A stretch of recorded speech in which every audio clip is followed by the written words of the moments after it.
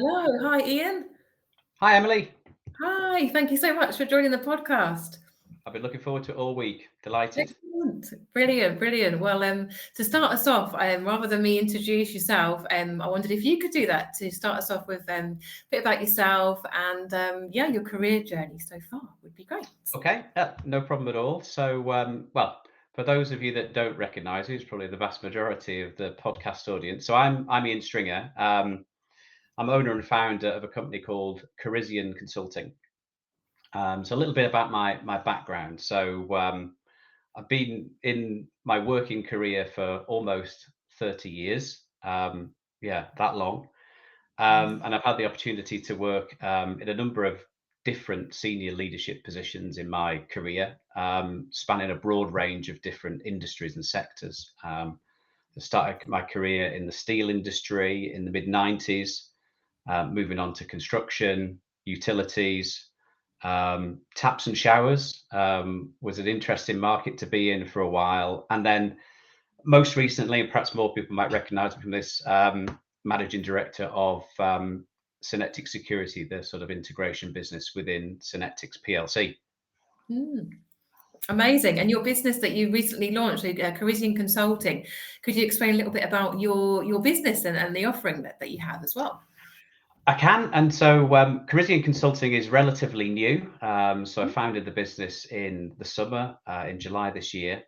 So what we do, so we work with owners, founders and CEOs of typically sort of small to medium sized businesses or SMEs, and really focusing on unlocking the growth potential in those businesses, potentially helping raise funds for investment, or in some cases, helping an owner or founder sort of prepare their business for future sale or exit. So it fits quite well with my experience in sort of leadership positions. So whilst there's some bigger companies in that list that I mentioned a few minutes ago, for the most part of my career, I've worked in sort of small to medium sized businesses, either in turnaround situations or kind of being given a brief to help grow the business profitably for the long term. Amazing. No, that's fantastic. Thank you. You certainly have got that experience, like you say, within leadership. And I wanted to ask about your positions as managing director, because you've become a managing director a couple of times. So for people that are listening, how did you find getting onto that path? You know, how did that come about? How did you position yourself to move into that kind of role? Well, I think the one piece of kind of wisdom that perhaps I can share with everyone is that you really have to want it. Running your own business is slightly different, but in a corporate environment, you've really got to have the ambition and drive to lead a business. And the other thing is you've got to let other people know that that's what you want to do. So, certainly in terms of my career journey, always had a burning ambition to lead a business, and periodically throughout my career used to let my managers know, let other people know, and I think that's an important part of kind of preparing yourself for that leadership position, and making sure that people know that you've got that level of aspiration and ambition.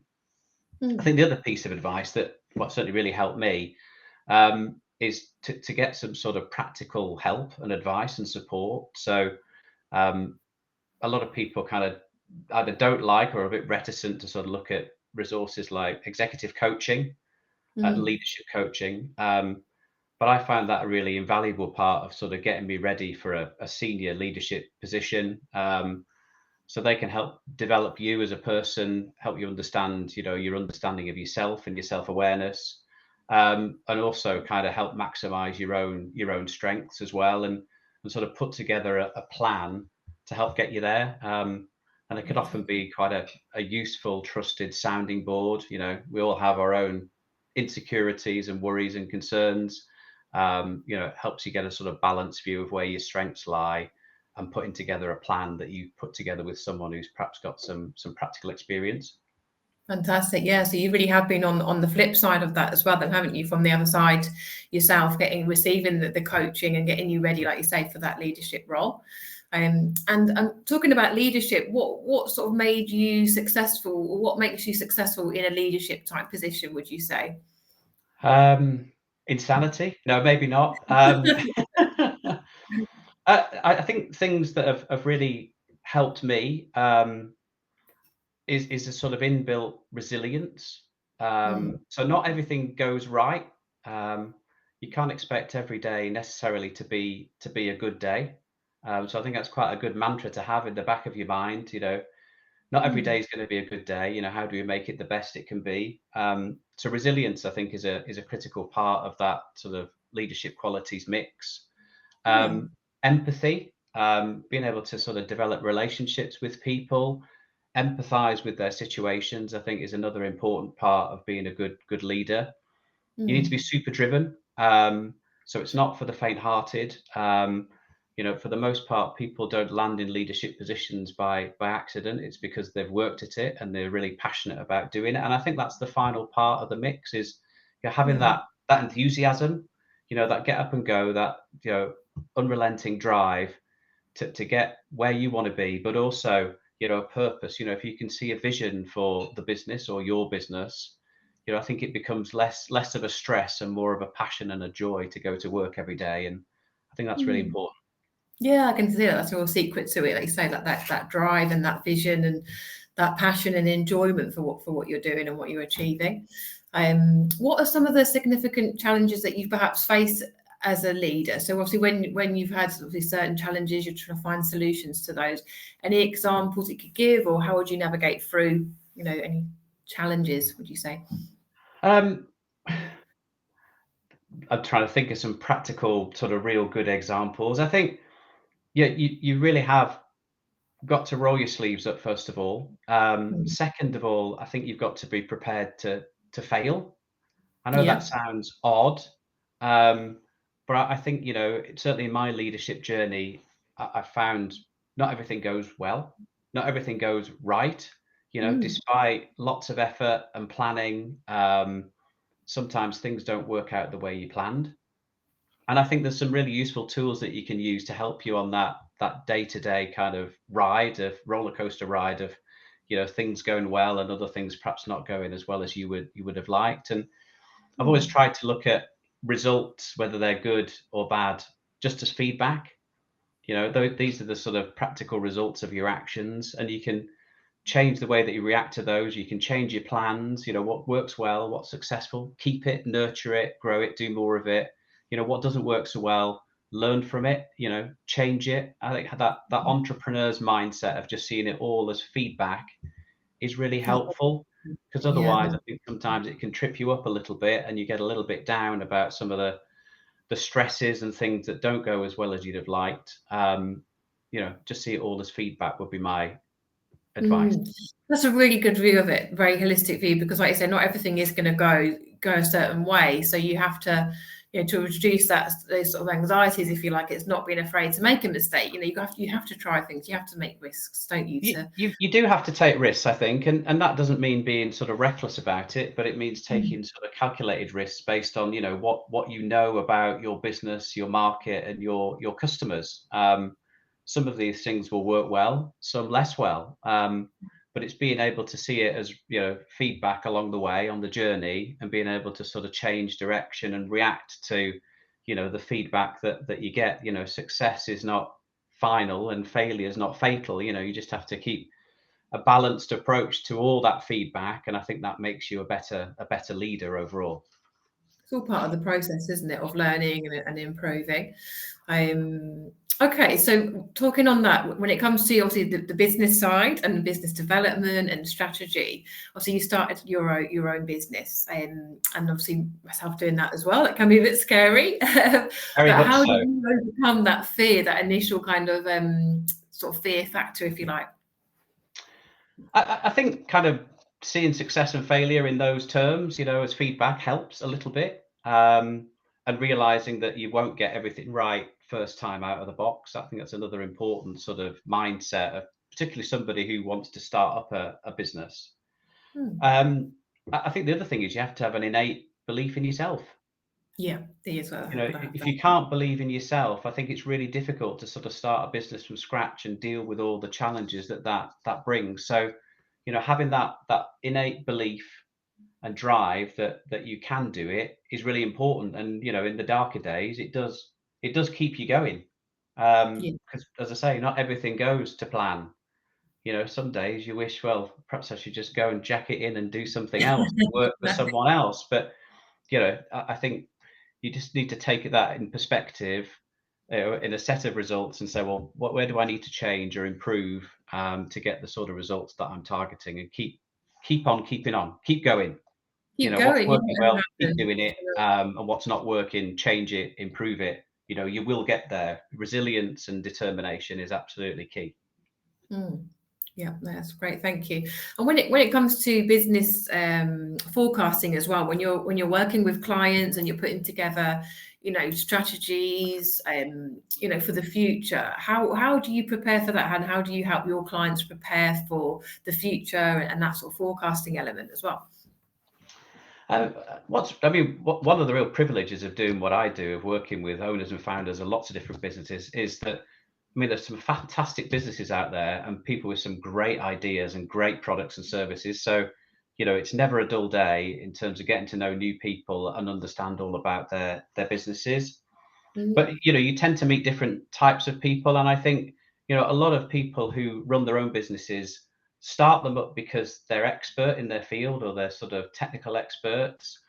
And a lot of the time that perhaps only takes you so far down the road of building a sort of long-term successful business. You've got to be careful that you're not the product, that you're working on the business rather than in the business. And there's a whole mixture of things that make a successful sort of business owner and founder. It's absolutely critical that you've got the dream. You have to have a vision for where you want your business to go. But in some instances, there's all the practical things that come along with that. So, a dream can't become a reality without, priorities, without key actions that help get you there.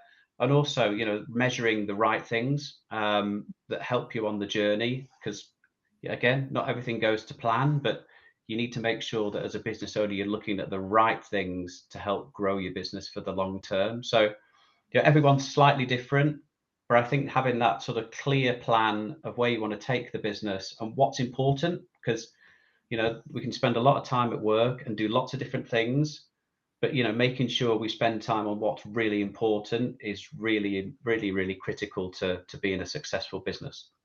Fantastic. So that prioritization, like you say, on the key tasks. So you've got the goal first, you've got the vision first, and then you sort of work your way and map out how to get there with the activities and how it's going to happen. Yeah, I think that's really important. And then the financials come at the end, but understanding your customer and your marketplace is very important. And also obsess about your competition. Sounds strange. Somebody out there trying to take your customers, trying to build their own business. There are statistics around, 2/3 of all business owners are actively seeking to grow their business. So they're probably looking at some of your customers and how they can take a share of those. So, it's a critical part of any growth plan that not only is to understand your customers and, where you deliver value for them, but also understand your market and your competitors. It's really, really key. Yeah, keep an eye out as what's around you as well. Don't be too sort of blinkered. See what's happening in the market. So, so when it comes to obviously the clients that you work with, you've mentioned you work with a variety of different companies, different clients that you'll consult, for their businesses. What are the sort of key challenges that perhaps you find that you have to tackle with those clients, would you say? It can vary, and I think one of the things that I've seen consistently is the passion and determination that exists amongst a group of business owners. It's quite a powerful thing to see in a room, but in a lot of cases, a practical sounding board is really useful when you're running a business. It's quite a lonely place. You don't often get the opportunity to kind of sound out people on your ideas, what's going well, what isn't working very well. And kind of being as a consultant now in Corisian Consulting, providing that sort of sounding board and helping clients understand, perhaps some of the practical ways and actions they can take to help grow their business.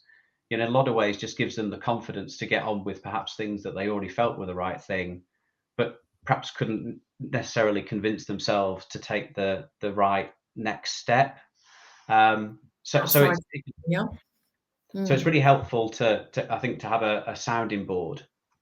And then sometimes, I think if you know everything about the product that you deliver and you're an expert, and a lot of small business owners are, you perhaps need a little bit of an electric shock really to make the jump from, being the product yourself to actually, working on the business as the product, and, providing that sort of vision and, future kind of picture of where you want the company to go, and sort of mapping out in more practical terms, how that's going to happen. But I mean, I've worked with all sorts of different businesses in the short time that Corisian's been up and running. Anything from adaptive oxygen therapy to behavioral safety consultancy, software developer sourcing, hot tubs, life and health insurance brokers. It really is quite diverse, but it's been a blast. Real fun time. And these businesses, would you say, like the first sort of consultant that they've had to be that sounding board? Are you finding that it's the first opportunity for them to be even evaluating the business from outside support?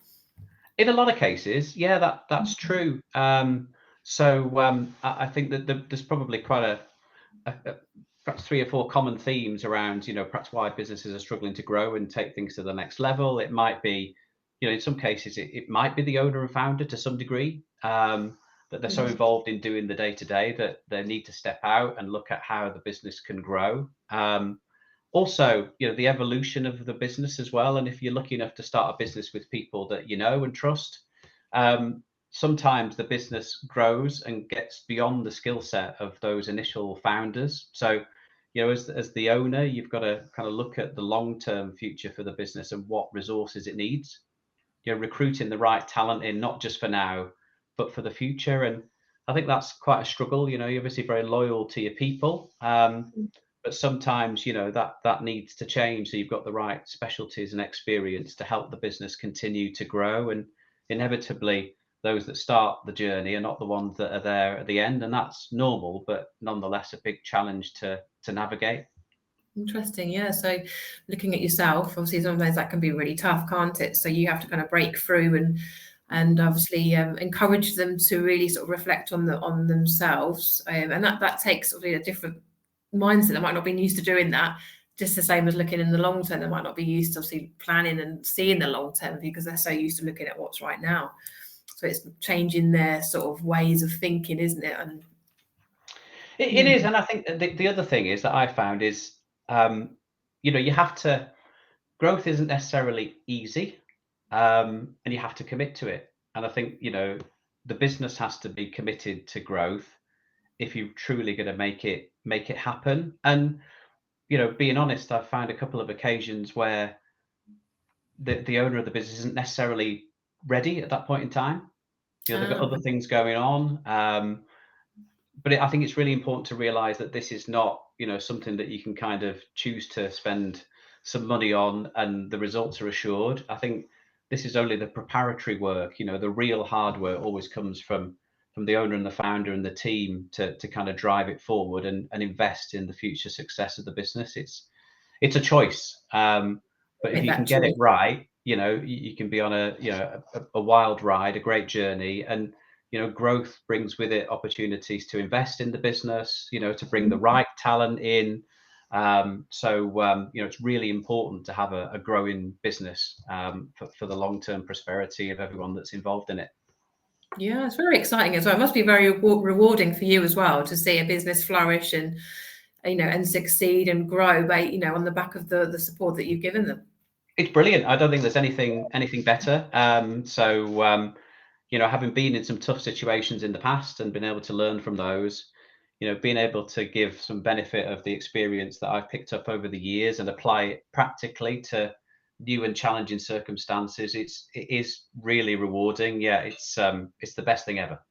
Yeah, that you can share that knowledge, like you say, that experience. You've got hands-on experience of dealing with many different situations. I can imagine, being in those positions that you've had before, so you can, you can support them with those challenges and advise them. So excellent. And moving on to sort of personal growth and continuous learning. So would you say that this is quite an important part of the CEO of a business, that sort of self-development? Is that something that you encourage? Definitely. Yeah, I think growth and learning is really, really important. I mean, from a practical point of view, I think it enriches your life if you can have new experiences, whether it's reading a book, whether it's traveling to new places. I think, that's an important part of having a good sort of work-life balance. But I mean, for me, I think we should always be seeking to learn more in all different spheres of life, and live in relentless curiosity, as I like to call it. And for me personally, sort of, reading's a real great source of not just relaxation, but also learning and personal growth as well. So I always try, hence accentuate the word try, read a book a week. It doesn't always happen, but you know, hopefully, if I can spare enough time, I can get through, at least a book or so every week or two. You see the benefits of that, don't you? Of that learning side, and that's something that I've done a lot more of. Having my own business as well. That sort of learning aspect. But in the fire and security industry as well, there is just so much to learn, and it's enjoyable to sort of to be doing so. I think technology is moving on so quickly, particularly in relation to fire and security, that there's massive opportunities. I think in terms of future growth for businesses who can harness that new technology, whether it's artificial intelligence or machine learning in the right way and deliver value to clients. So keeping on top of that and having a thirst and hunger for knowledge and being able to simplify it for your customers is a real value add, I think. Yeah, definitely keeping up to date with it all. And moving on to sort of people as well, people that you work with, people that you're surrounded by. Is that important as well? So you're surrounded by the right sort of people when you're growing a business, and how do you sort of decipher that? To make sure that's correct. Make sure that you've got the right people around you. I think people make any business. They're the ones. We're the ones that make the practical difference. We don't all interact through machines and websites. We are social creatures, and those personal relationships are really important, whether it's with colleagues or whether it's with customers or technology partners or whatever. And I've always believed that talented people are the key to kind of successful business. And I've always found and always tried to hire the best possible talent available. Now that sounds a bit obvious, but you shouldn't be afraid to think of kind of bringing in talent that perhaps can rival you as a leader. I think that's healthy. Having that sort of respectful but challenging sort of culture, I think really helps to make a business and can perhaps, in many cases, help it move forward more quickly. So I think, having the right talented people around you is absolutely critical. Also recruiting with your own sort of values in mind, so your own personal values, but also the values and ethos that exist within the business that you're part of. I think if you've got a shared set of values and what's important, you can go much more quickly working together as a team. So I've found that, and I feel that is really, really important. That definitely helps with a lot of the companies that I'm working with when they're hiring based on the people, the right sort of that align to their values. But you have to start with knowing what those values are really, so that you are making sure you get people that are certain, communicators, or that they're a certain way about them that's going to fit well within the team. But there's certainly something that everyone can offer as long as they're aligned to the key values, I think, like you say. I think so. And I think, I've always felt that in that sort of interviewing process, the transparency around where the business is at, what are the key challenges as well as the opportunities, and also, how things are done, what's the sort of prevailing culture.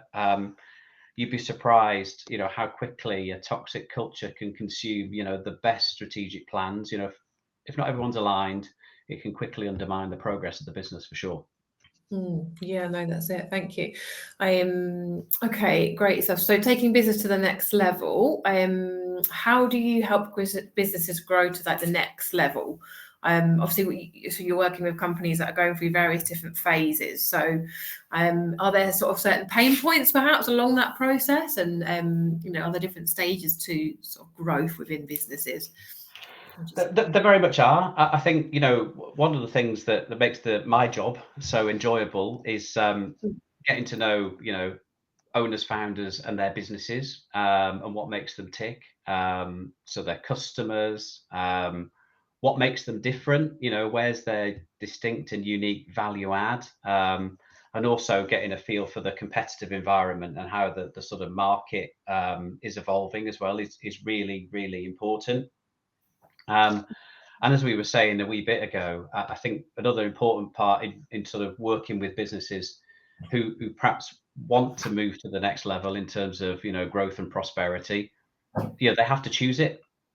It's a commitment. You have to prioritize your activity that are consistent with growing the business in the long term. And so that's in another important part of working with any potential client, is that they can fully commit to the process. They're making a distinct investment, albeit it's not as significant as bringing on a distinct director or a non-executive, but nonetheless, this is hard-earned money that's being invested in the business, and you have to be prepared to put the effort in to see the success that hopefully comes from it.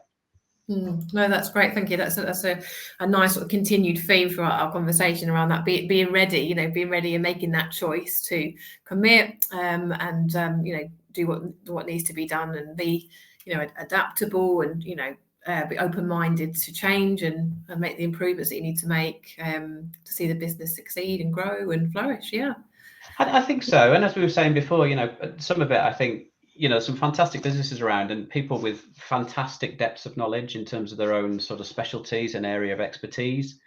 But sometimes that can hold you back. So being an expert in the product, if you like, or the business is great. But if the product and the business is you, then it's really difficult to scale that beyond just you.